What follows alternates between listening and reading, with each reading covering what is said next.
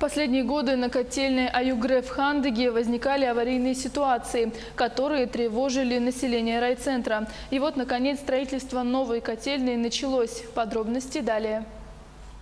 Практически всю зиму котельная Аюгре 1973 года постройки не давала покоя ни работникам жилищно-коммунального хозяйства, ни руководителям учреждений, организаций, учебных заведений и населению близлежащих жилых домов, которые страдали от холода, а работники ЖКХ от бесконечных сбоев в работе аварийной котельной. Вот на сегодняшний день ведутся работы по строительству новой.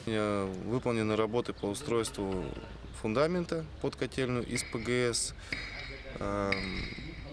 Ведутся работы по устройству трубного фундамента уже под котельную, то бишь нулевой цикл. Задействовано всего на объекте 9 человек.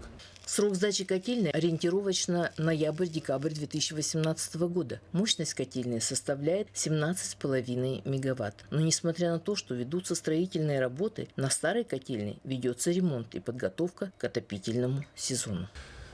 Произвели уже, получается, разборку двух ленточных полотен на двух котлах, то бишь на втором, на третьем.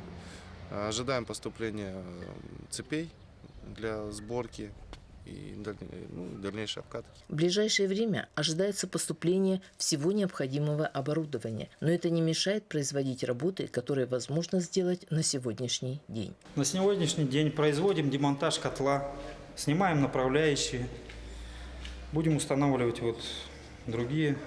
К отопительному сезону будет все закончено, успеем выполнить работы и запустить котлы.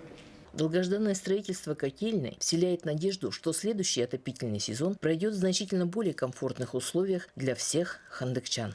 Нина Ханарова, Мария Винокурова, Хандыга, Тампонский район.